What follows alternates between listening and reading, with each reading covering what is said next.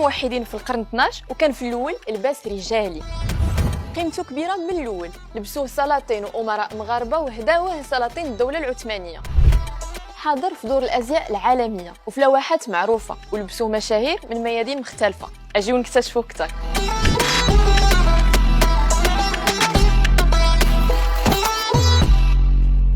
القفطان المغربي في طريق انه يدخل لائحه التراث غير المادي لليونسكو. هذا اللباس التقليدي المتميز اهتموا به مصممين عالميا وهو دائما ورقه رابحه في عالم الازياء والموضه.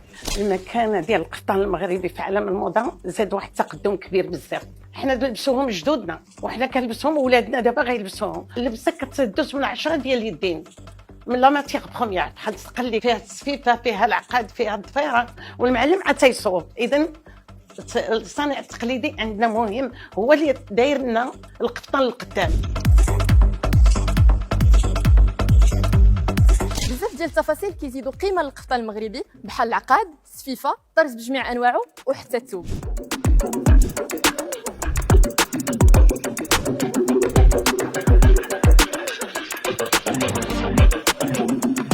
السفيفه هاد المرمى كتصوب الفاس. هذه راه عندها شي سنين ملي خلق القفطان خلقت هاد السفيفه، والمعلم التقليدي هو اللي كيمكن له يخدمها ممتازه بحال هذا الشكل.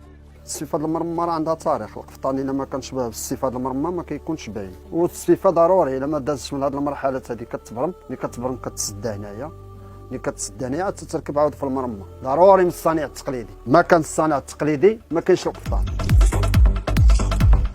القفطان هو تقليدي، خصو يكون تقليدي 100% بالمرمى بالمنشج. يعني لما تستخدمش المرمى راه ماشي مهم. راه القفطان هو البروكال المرمى التقليديه كتكون عنده قيمه وبالسقل الحر وبالحرير.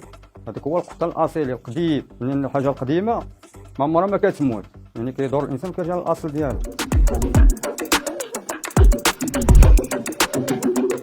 بالنسبه للقفطان العقد العادي كنكور بيدينا باش كتجي العقده صامته. والقفطان المغربي كيبقى مغربي، ما كاينش واخا كيبدعوا فيه شي حد اخرين ما كينجحوش فيه. القفطان المغربي غادي وكيتطور ودخلوا عليه اضافات كثيره، ومع ذلك باقي محافظ على اصالته بفضل الصانع المغربي. وانتوما شنو قصتكم مع القفطان؟